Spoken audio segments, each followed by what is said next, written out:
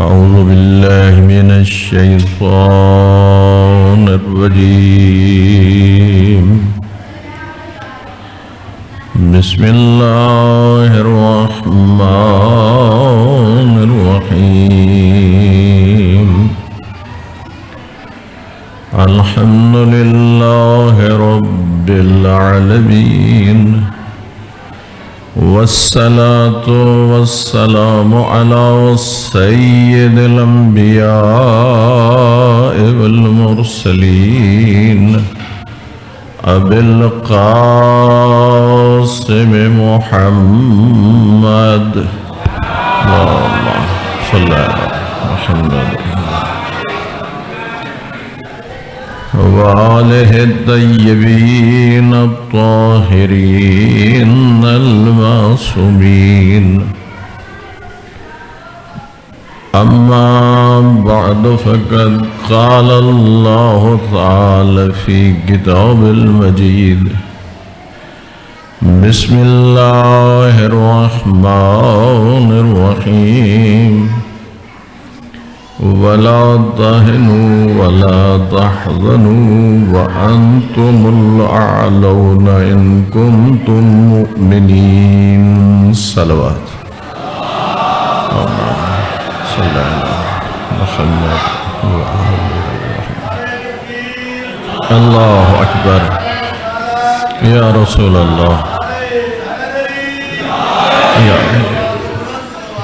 اللهم صلی اللہ محمد. سامعین محترم، سورہ آل عمران ہے اور 139ویں یہ آیہ کریمہ ہے. وَلَا تَهِنُوا وَلَا تَحْزَنُوا، نہ تم کمزور پڑو اور نہ غم کرو.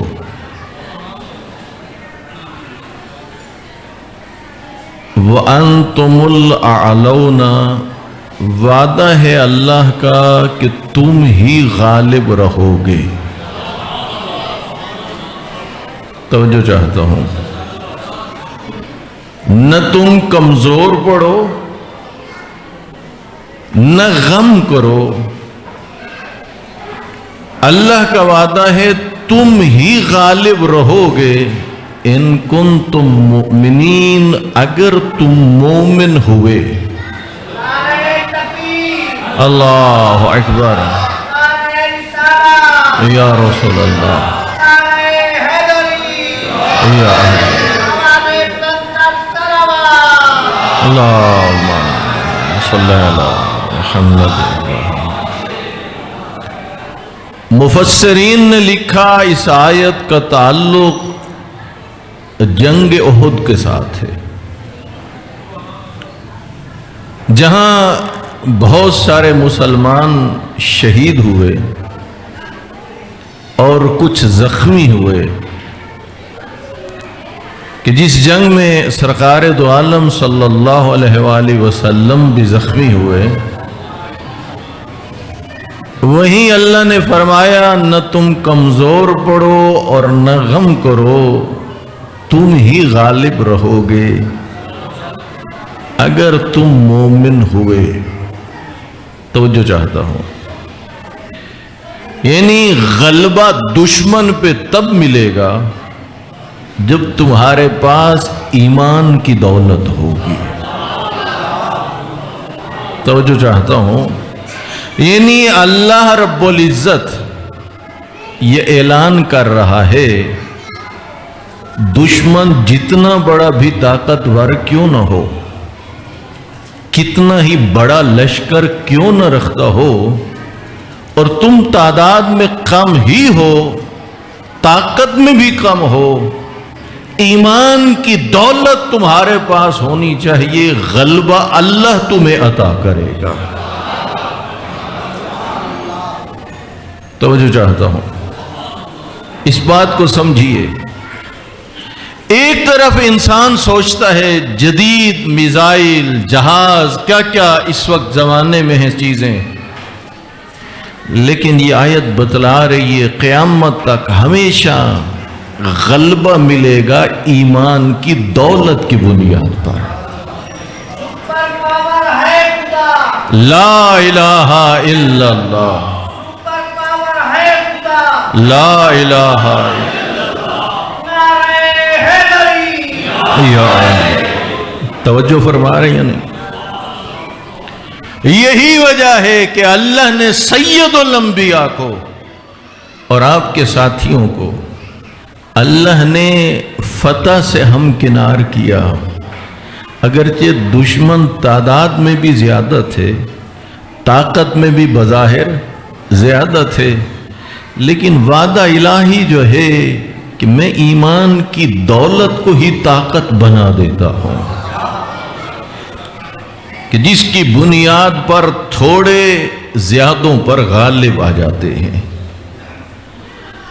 پھر اللہ کو اپنے صاحبان ایمان بندوں کا ایمان اتنا پیارا ہے، اتنا پسند ہے کہ سورہ توبہ میں فرماتا ہے میں صاحبان ایمان بندوں سے معاملہ کرنا چاہتا ہوں۔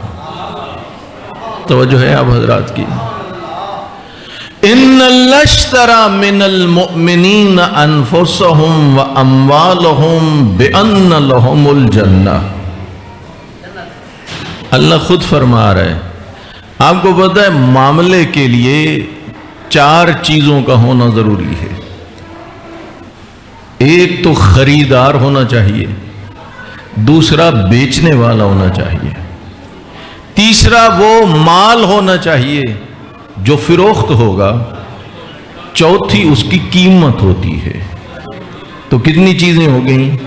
4 چیزیں۔ توجہ ہے سب حضرات کی؟ تھکے ہوئے تو نہیں ہیں؟ میں ایک جملہ کہتا ہوں تاکہ آپ اس موضوع کی مناسبت سے میرے ساتھ شامل ہو جائیں۔ اب میں سے بہت سارے لوگ ہیں جو گھر میں محفل حدیث کے ساتھ دعائے کمیل، مجلس عزا، نیاز بناتے ہیں اور مومنین کی خدمت میں پیش کرتے ہیں۔ ہم سب کا ایمان ہے جو ادھر فرشتہ ہے وہ نیکیوں کو لکھ لیتا ہے۔ تو اگر مہمانوں کو کھانا کھلائیں یہ لکھ لے گا، اور بعد میں چائے نہ پلائیں اس کا بھی ثواب لکھے گا۔ توجہ ہے یا نہیں؟ آپ نے کھانا دیا، اس نے چائے نہیں پلائی، اب بانی یہ سوچے کہ چائے کا بھی ثواب ہو تو پلانی پڑے گی نا، تب ملے گا ثواب۔ کھانا دیا، چائے نہیں دی، تو یاد رکھنا خاموش ہو کے سنتے رہو گے تو یہ کانوں کی عبادت کا ثواب لکھے گا، زبان کا نہیں لکھے گا۔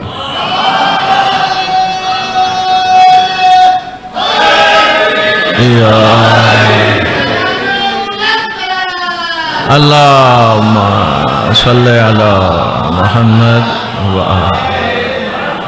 اس کا مطلب ہے آپ بیٹھے بیٹھے دونوں حوالوں سے ثواب لینا چاہتے ہیں، کانوں کے ذریعے بھی اور زبان کے ذریعے بھی۔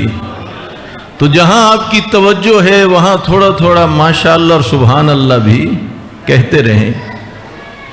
دیکھیے، معاملے کے لیے 4 چیزوں کا ہونا، ایک خریدار، بیچنے والا، وہ سامان، اور چوتھی چیز ہے اس کی قیمت۔ یہ آیت ہے سورہ توبہ کی 111 نمبر آیت۔ ان اللہ اشترى من المؤمنین، یہاں تک اللہ نے بتلایا خریدنے والا میں ہوں، بیچنے والے صاحبان ایمان میرے بندے ہیں۔ خریدار کون ہے؟ اللہ۔ بیچنے والے کون ہیں؟ صاحبان ایمان بندے ہیں۔ اللہ خریدنا کیا چاہتا ہے؟ ان کی جان و مال کو۔ بدلے میں قیمت کیا دینا چاہتا ہے؟ فرماتا ہے بِأَنَّ لَهُمُ الْجَنَّةَ، جان و مال میری راہ میں قربان کرو، بدلے میں جنت لے لو۔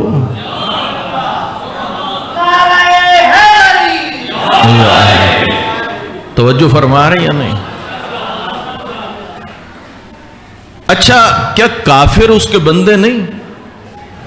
اللہ کے بندے ہیں، مشرک بھی اللہ کے بندے ہیں، منافق بھی، لیکن اللہ نہ تو کافر سے جان و مال کو خریدتا ہے، توجہ چاہتا ہوں، نہ ہی مشرک سے جان و مال کو خریدتا ہے، نہ ہی منافق سے اس کے جان و مال کو خریدتا ہے۔ کیوں؟ اس لیے کہ کافر کا کفر، مشرک کا شرک، منافق کا نفاق اس کے جان و مال کو اتنا بے قدر بنا دیتا ہے کہ اس کا اللہ خریدار نہیں بنتا۔ اور صاحبان ایمان کے ایمان کی دولت کو اللہ قدر کی نگاہ سے دیکھتا ہے، تبھی تو اس کے ایمان، جو صاحب ایمان ہے، اللہ اس کے جان و مال کا خریدار بن جاتا ہے۔ اگر یہ دیکھنا چاہتے ہو ایران امریکہ اسرائیل کی جنگ میں وہ کون ہیں جن سے اللہ نے ان کی جان و مال کو خرید لیا ہے؟ شہادت شہادت شہادت شہادت۔ توجہ چاہتا ہوں، دیکھیے اس جنگ میں کون ہیں کہ جن کی جان و مال کو اللہ نے خرید لیا ہے؟ کیا کافر کو؟ نہیں۔ مشرک کو؟ نہیں۔ منافق کو؟ نہیں۔ صاف پتہ چلتا ہے وہ رہبر معظم سید علی خامنائی اور ان کا لشکر ہے کہ جن کی جان و مال کو اللہ نے خرید لیا ہے، بدلے میں جنت عطا کی ہے۔ اللہ اکبر، یا رسول اللہ۔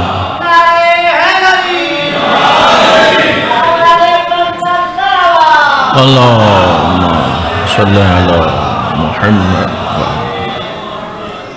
ابھی آیت مکمل نہیں ہوئی، سنیے۔ اللہ صاحبان ایمان سے کر رہا ہے معاملہ۔ وہ صاحبان ایمان کریں گے کیا؟ یقاتلون فی سبیل اللہ، وہ اللہ کی راہ میں لڑتے ہیں۔ تو جو فرما رہی ہیں نہیں؟ جس طرح صاحبان ایمان اللہ کو سجدہ کرتے ہیں، اس کی عبادت کرتے ہیں، روزہ رکھتے ہیں، حج ادا کرتے ہیں، اسی طرح وہ صاحبان ایمان بوقت ضرورت اس کی راہ میں جہاد کرتے ہیں۔ توجہ فرما رہے ہیں ماشاءاللہ۔ فَيَقْتُلُونَ وَيُقْتَلُونَ، جب اس کی راہ میں لڑتے ہیں، مارتے بھی ہیں اور اس کی راہ میں مارے بھی جاتے ہیں۔ غور فرما رہے یا نہیں؟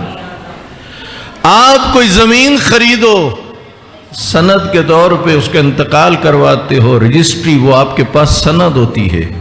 یہ معاملہ جو اللہ نے اپنے صاحبان ایمان بندوں سے کیا، اس کے لیے بھی اللہ نے 3 جگہوں پر سند کا ذکر کیا ہے۔ آپ کا ارادہ ہے بیان کر دوں؟ فرمایا وعدن علیہ حقا فی التوراۃ والانجیل والقرآن، اپنے صاحبان ایمان بندوں کی جان و مال کو خرید کے بدلے میں جنت دے کے 3 کتابوں میں سند کا ذکر کیا ہے۔ یہ معاملہ تورات میں بھی ہے، انجیل میں بھی ہے اور قرآن میں بھی ہے۔ توجہ فرما رہے ہیں؟ پھر اللہ نے فرمایا وَمَنْ أَوْفَ بِعَهْدِهِ مِنَ اللَّهِ، اتنا بتلاؤ اللہ سے بڑھ کے بھی کوئی اپنے وعدوں کی وفا کرنے والا ہے؟ توجہ فرما رہے ہیں یا نہیں؟ یعنی سب سے زیادہ وعدوں کی وفا کرنے والا کون ہے؟ اللہ۔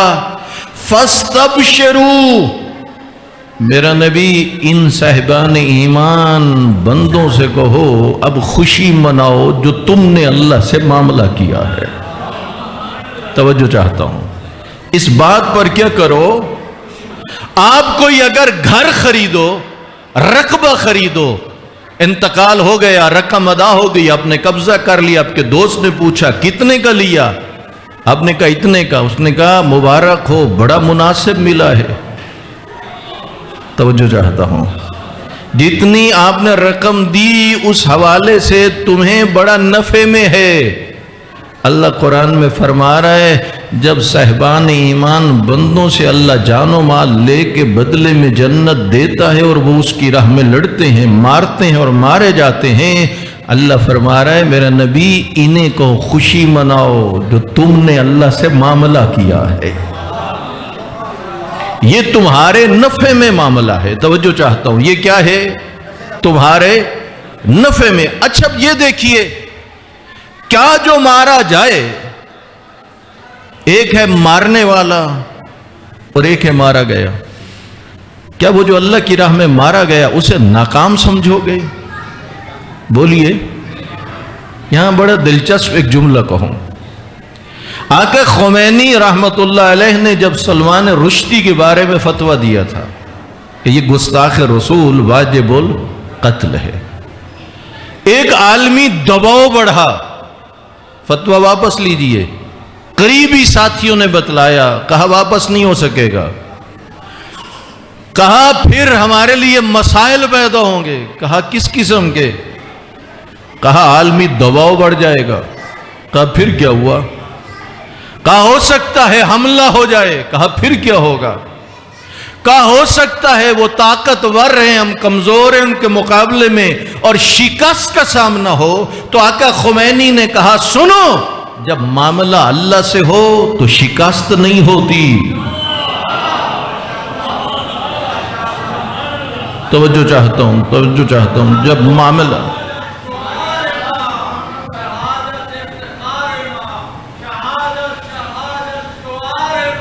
شہادت شہادت افتخار ماں،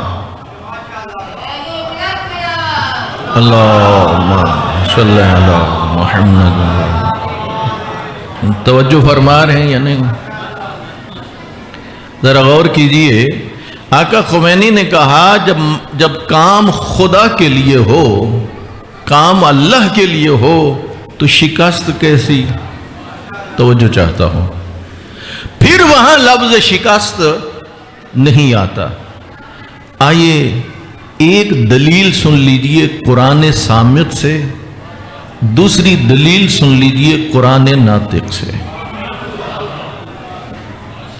خود مولا کائنات نے کہا نا یہ قرآن صامت ہے اور میں قرآن ناطق ہوں۔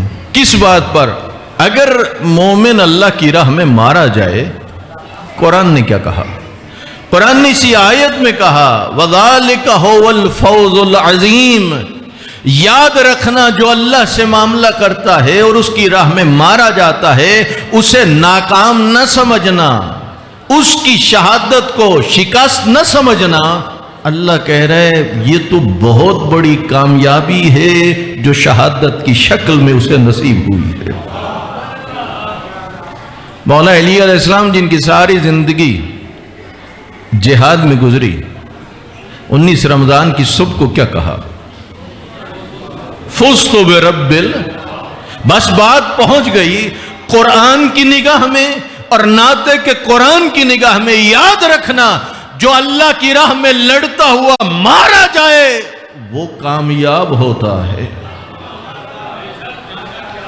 آئیے ذرا دیکھیے راہبر معظم ولی فقی سید علی خامنائی راہ خدا میں لڑتے لڑتے مارے گئے، اسی طرح ہے یا نہیں؟ جب مارے گئے تو دیکھو، جب قرآن اور ناطق کے قرآن آواز دے کے کہہ رہے ہیں جو اللہ کی راہ میں مارا جائے وہ کیا ہوتا ہے؟ وہ کامیاب ہوتا ہے۔ کیا ہوتا ہے؟ اس پہ پہلی بات سنیے، انقلاب اسلامی ایران آیا تھا سن 1979 میں۔ ہم میں سے جو لوگ جانتے ہوں جو اس زمانے میں جتنے بڑی تعداد کے دلوں میں جو انقلاب کا جذبہ تھا وہ بہت سارے لوگوں کے دلوں میں اب ماند پڑ چکا تھا۔ اسی طرح ہے یا نہیں؟ وہ والی پوزیشن نہیں تھی، اگرچہ وہاں پر امریکہ کی طرف سے چینل کھلے ہوئے فارسی میں جو اس انقلاب کے مقابلے میں پروپیگنڈا کرتے ہیں، لوگوں کو انقلاب کا مخالف بناتے ہیں، اس نظام کا مخالف بناتے ہیں، وہ چالیں اپنی جگہ. یعنی ہم دیکھ رہے تھے کہ راہبر کی شہادت سے پہلے کچھ لوگ سر اٹھا رہے تھے اور کچھ کے دلوں میں وہ پہلے والا جذبہ نہیں تھا. اللہ نے کہا یہ شہادت کامیابی ہوتی ہے، آپ سب گواہ ہو. راہبر کی شہادت کے بعد یہ شہید کی خون کی تاثیر تھی کہ پھر ایرانیوں کے دلوں میں جذبہ جوان ہو گیا. وہ قوم کی حیات ہے، وہ قوم کی حیات ہے.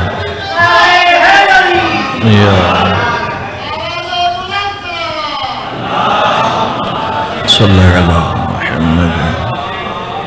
یہ نعرہ لگا نا، اسی حوالے سے کہہ دوں، ایک اینکر نے کہا بہت سنا تھا یہ شہید کی جو موت ہے وہ قوم کی حیات ہے. کہا بہت سنا تھا، لیکن جتنا یہ نعرہ اب سمجھ آیا ہے راہبر کی شہادت کے بعد، پہلے یہ نعرہ سمجھ میں بھی نہیں آیا تھا.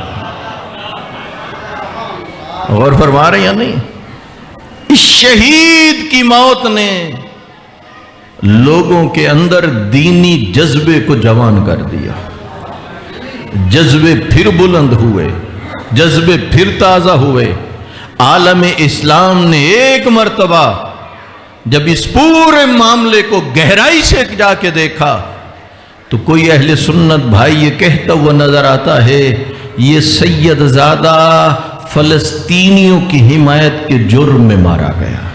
کوئی یہ کہتا ہوا نظر آتا ہے اگر ہم عالم اسلام کا لیڈر کسی کو مانے تو وہ کہتے ہیں وہ سید علی خامنہئی ہے. کہ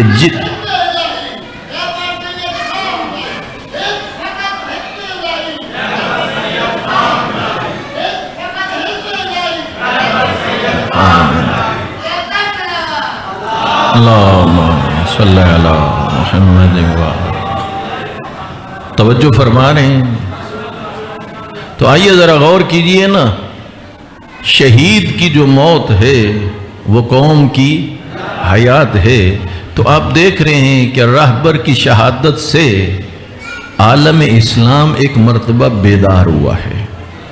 اگر آپ توجہ کریں، واقعہ کربلا سے لے کر آج تک بہت زیادہ تشیع کے خلاف جھوٹ بولا گیا. بولا گیا یا نہ بولا گیا؟ بولا گیا. لوگوں کے اذہان کو مسموم کیا گیا.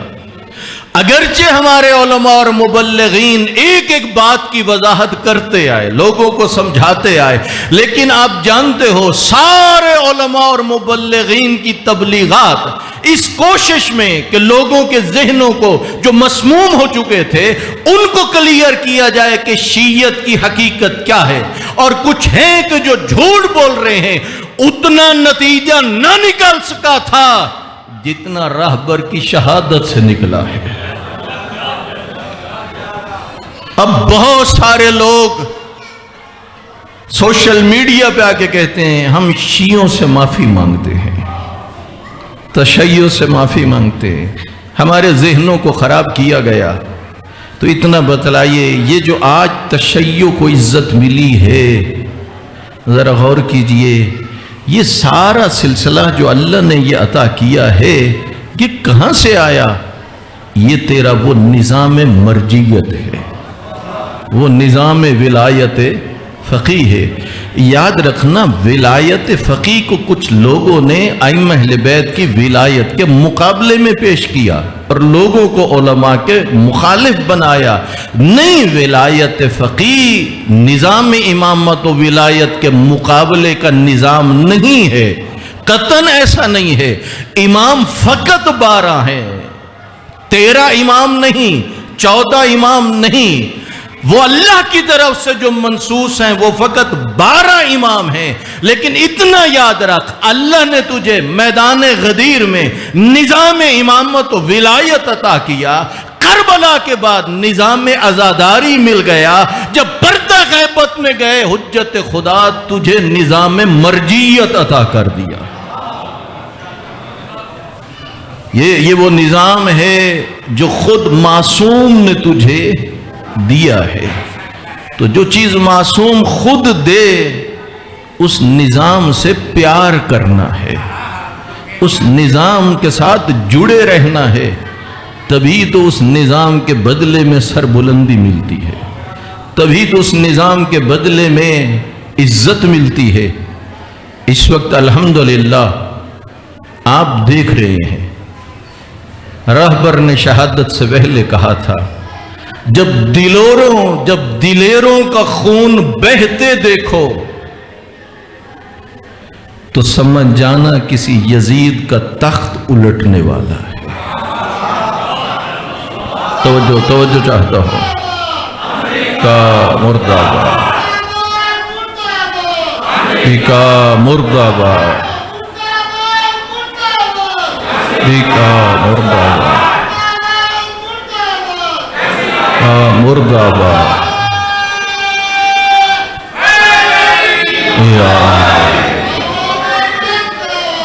اللہم صلی علی محمد و آلہ. توجہ فرما رہے ہیں. یا علی دیکھیے اس وقت صورتحال کیا، اسے سمجھنے کی کوشش کیجئے. امریکہ کے ایک تجزیہ نگار نے لکھا، اس نے کہا ہمارے صدر کو پتہ ہی نہیں ہے کربلا کیا ہے، مولا حسین کیا ہے، مولا علی کیا ہے. اگر اس کو معلوم ہوتا تو وہ کبھی بھی کربلا چاہنے والوں سے جنگ نہ کرتا، مولا حسین کے چاہنے والوں سے جنگ نہ کرتا، مولا علی سے چاہنے والوں سے جنگ نہ کرتا.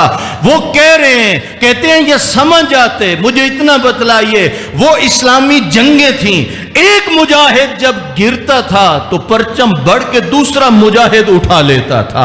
ادھر ایک سید علی خامنہئی شہید ہوتا ہے تو سید مجتبیٰ خامنہئی آگے بڑھ جاتا ہے. کوئی اور کمانڈر شہید ہوتا ہے تو پیچھے اور کمانڈر آ جاتا ہے. یعنی لائن لگی ہوئی ہے اور یہ نظام بتلا رہا ہے آخری مجاہد تک لڑنا گوارا کرے گا. اے طاغوت ظالم تیرے سامنے جھکنا گوارا نہیں کرے گا. یا حسین بیک یا حسین، لبیک یا حسین، لبیک یا حسین، لبیک یا حسین.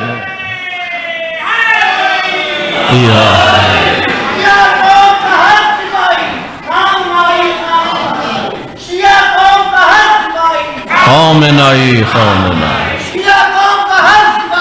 خامنہئی.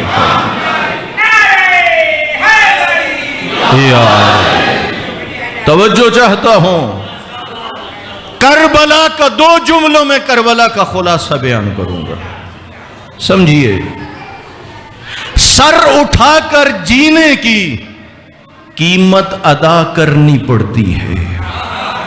توجہ چاہتا ہوں، توجہ چاہتا ہوں. سر اٹھا کر جینے کی قیمت ادا کرنی پڑتی ہے، جبکہ سر جھکا کر جینے کا معاوضہ ملتا ہے. توجہ چاہتا ہوں، توجہ چاہتا ہوں. آپ نے توجہ ہی نہیں کی. سر اٹھا کر جینے کی قیمت ادا کرنی پڑتی ہے. تبھی تو جب امریکہ نے محاصرہ کر لیا تھا اور دھمکیاں دے رہا تھا، کہا میرے سامنے جھک جاؤ، تو اس وقت سید علی خامنہئی نے وہی جملہ کہا جو مولا حسین نے ولید کے دربار میں کہا تھا. ہاتھ من ذلہ، ہاتھ من ذلہ، ہاتھ من ذلہ.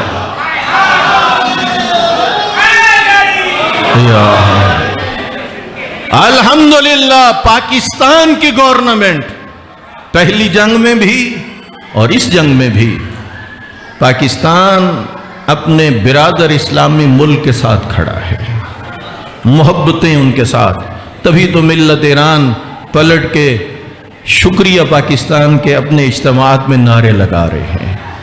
الحمدللہ یہ جنگ جو امریکہ اور اسرائیل کی ایران کے ساتھ ہو رہی ہے، یہ دو ملکوں کی جنگ نہیں ہے، یہ اسلام اور کفر کی جنگ ہے. غور فرما رہے ہیں یا نہیں؟ جس طرح پہلے پاکستان پر انڈیا نے حملہ کیا اور آپ دیکھتے ہیں کہ 4 دنوں کے حملے کے بعد پاکستانی افواج نے 4 گھنٹوں میں عالم کفر کو بتا دیا تھا اسلام کی طاقت کیا ہوتی ہے۔ اسی طرح اب بھی صورتحال کیا ہے؟ اگر آپ موازنہ کرنا چاہیں تو ایران کے مقابلے میں امریکہ کے پاس کتنی جدید ٹیکنالوجی ہے، لیکن کیا وجہ ہے؟ مسلسل گھبراہٹ کہاں پر ہے؟ غور کیجئے، پریشانی کہاں پر ہے؟ موت سے بھاگنے کی بات کون کرتا ہے اور موت کی تمنا کون کرتا ہے؟ وہ کہتے ہیں ہم زمینی فوج ایران میں اتاریں گے، ادھر سے جواب ملتا ہے ہم تو بے چینی سے منتظر ہیں، لے آؤ۔ یہی صورتحال ہے یا نہیں؟ قرآن میں اللہ نے فرمایا یا ایھا النبی حرض المؤمنین علی القتال، اے نبی مومنوں کو جنگ کی راہ خدا میں لڑنے کی رغبت دو۔ ہوگا کیا؟ ان یکم منکم 20 صابرون یغلبوا 200۔ اللہ نے ایک وعدہ کیا، میرا نبی تیرے پاس 20 صابر ہوں، استقامت رکھنے والے، میرا وعدہ ہے 200 پر ان 20 کو غلبہ عطا کروں گا۔ وَإِن يَكُن مِّنكُم 100 يَغْلِبُوا أَلْفًا مِّنَ الَّذِينَ كَفَرُوا بِأَنَّهُمْ قَوْمٌ لَّا يَفْقَهُونَ، 100 ہوں صبر و استقامت والے، انہیں 1000 پر غلبہ عطا کروں گا۔ توجہ ہے یا نہیں؟ یہ آپ کو پتہ ہے انہوں نے ایک رنگ دیا، کہا ہم نے خیبر والا بدلہ لیا ہے۔ یہ سنی ہے نا خبر آپ نے سوشل میڈیا پہ، سید علی خامنہئی کو شہید کر کے کیا کیا ہے؟ تو جو ادھر سے دھمکیاں آتی ہیں، ادھر سے عملی طور پہ دکھایا جاتا ہے جن کے ماننے والے ہیں ذرا ان کی طاقت کو بھی دیکھو۔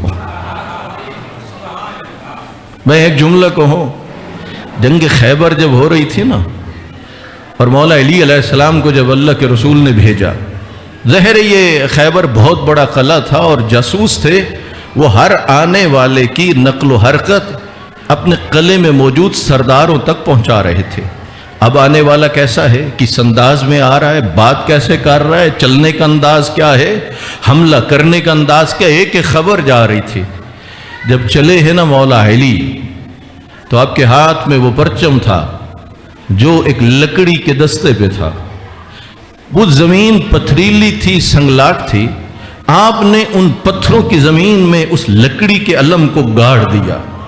جاسوس نے یہ منظر دیکھا اور دوڑ کے جا کے خبر دی، خیال کرنا اب وہ آیا ہے جو لکڑی کے دستے کو پتھروں میں گاڑ سکتا ہے، تو یاد رکھنا وہ در خیبر کو بھی اکھاڑ سکتا ہے۔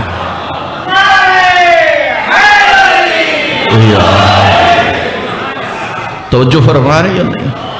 تو پھر فاتح خیبر کے ماننے والوں نے ایک مرتبہ پھر دکھایا ہے کہ یاد رکھنا ہم کون ہیں اور کون سا جذبہ لے کے لڑنے کی صلاحیت رکھتے ہیں۔ آج الحمدللہ لوگوں کو کربلا سمجھنے میں آسانی ہوئی ہے، لوگوں کے نزدیک اب روشن ہوا ہے کہ یہ مکتب اہل بیت ہے کیا۔ رہبر معظم نے کہا تھا ہم جو فلسطین کے مظلوموں کی مدد کر رہے ہیں اس کی وجہ یہ نہیں ہے کہ ان کا اور ہمارا مذہب ایک ہے، بلکہ وجہ یہ ہے کہ ہم مظلوموں کی داد رسی کرتے ہیں اور ظالموں کی مخالفت کرتے ہیں۔ یہی چیز ہے، کتنے بے گناہ بیچارے مارے گئے، اور اب اس وقت الحمدللہ سوائے تھوڑے سے کہ جن کے دلوں میں بغض علی ہے، باقی تمام اہل سنت اس وقت تشیع کی اور رہبر معظم کی اور ان مجاہدین کی تعریفیں کرتے ہوئے نظر آ رہے ہیں۔ اور فرمانے، اور وہ جو کل تک نعرے لگاتے تھے شیعوں کو کافر کافر شیعہ، کافر کہتے تھے، اب اہل سنت نے ان کو مخاطب کر کے کہا جنہیں تم کافر کہتے تھے وہ تو عالم کفر سے لڑ رہے ہیں، تمہارا اسلام کس کام کا ہے؟ غور فرما رہی یا نہیں؟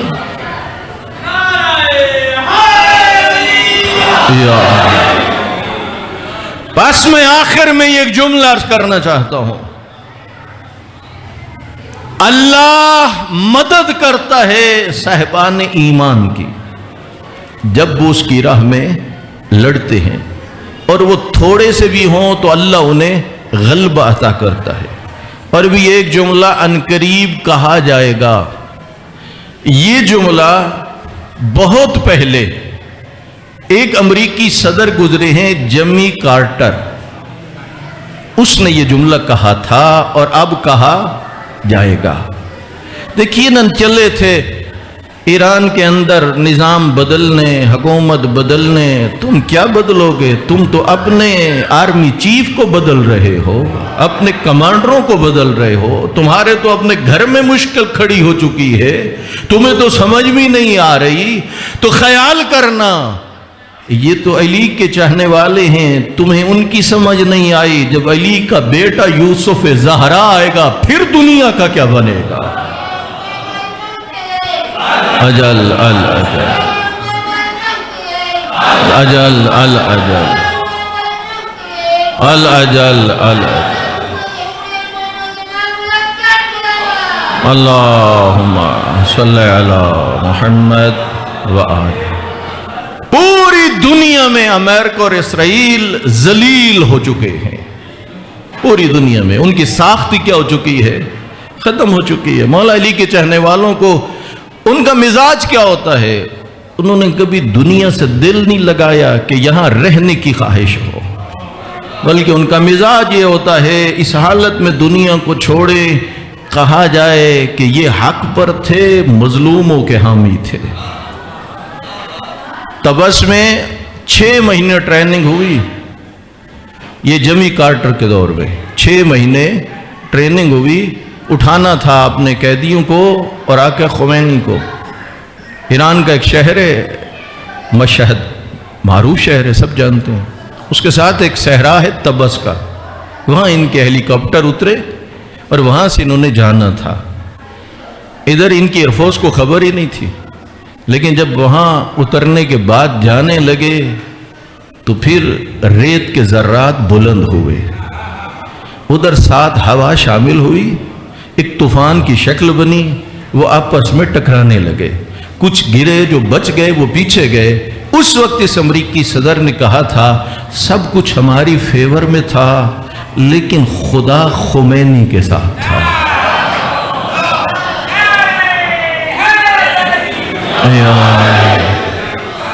تو اب بھی امریکہ مان جاؤ، تمہارا یہ دعویٰ تھا کہ تمہارے طیارے ناقابل تسخیر ہیں، نہ تمہارے طیارے کو کوئی گرا سکتا ہے، نہ تمہارے ہیلی کاپٹر کو کوئی گرا سکتا ہے، نہ تم پر کوئی حملہ کر سکتا ہے، تو مان جاؤ اس بات کو، جب وہ تمہارے بڑے جدید طیارے وہ گرتے ہوئے نظر آتے ہیں اور پائلٹ اس صحرا میں وہاں پناہ ڈھونڈتے ہیں، تو جان لے یہ اللہ کی مدد ہی ہے جو ان مجاہدین کو مل چکی ہے۔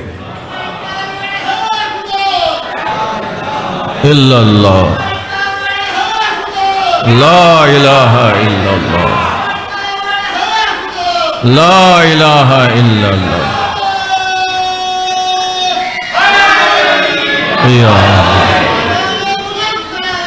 اللہم صلی علی محمد۔ اللہ پاکستان کو عزت عطا کرے، اللہ پاکستان کو سربلندی عطا کرے، جو پاکستان کی طرف سے کوششیں کی جا رہی ہیں خدا انہیں کامیابی سے ہمکنار کرے۔ الحمدللہ ہمارا ملک، ہمارے حکمران اس معاملے میں بڑی سنجیدگی سے غور و فکر کر رہے ہیں، دیکھ رہے ہیں، اور انشاءاللہ وہ وقت دور نہیں ہے کہ جب ایرانی قوم انشاءاللہ سرخرو ہوگی اور یہ ظالم اور استکبار اور طاغوت یہ پہلے سے زیادہ ذلیل و رسوا ہوں گے۔ یہ سب کچھ اللہ کی مدد سے ہوگا، لیکن موت سے ان کو ڈرائیں جنہوں نے دنیا سے دل لگا رکھا ہو، جو موت کو تمنا کریں، شہادت کو پسند کریں، دعا مانگیں، انہیں موت سے نہیں ڈرایا جا سکتا۔ یہ وہ قوم ہے کہ جس نے یہ ساری چیزیں لی ہیں کربلا سے۔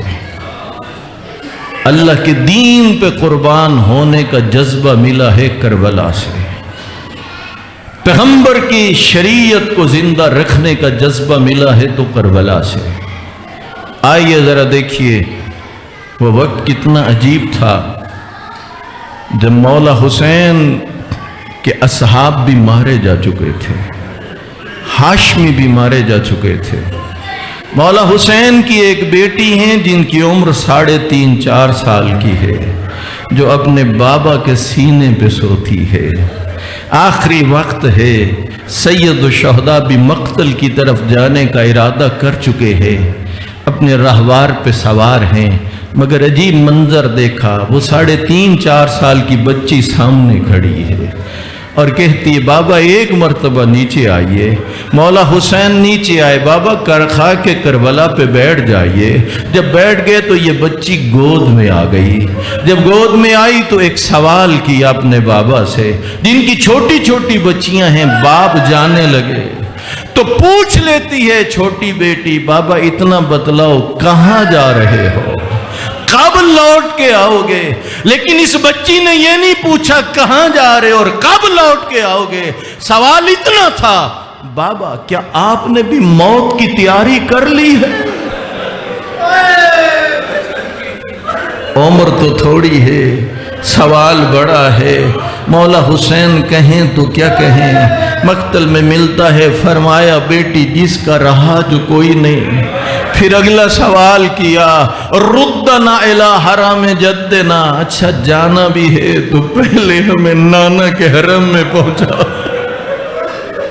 قبلہ علامہ سید محمد تقی نقوی صاحب نے یہاں جملہ کہا، کیا وجہ تھی یہ بچی نے یہ فرمائش کی؟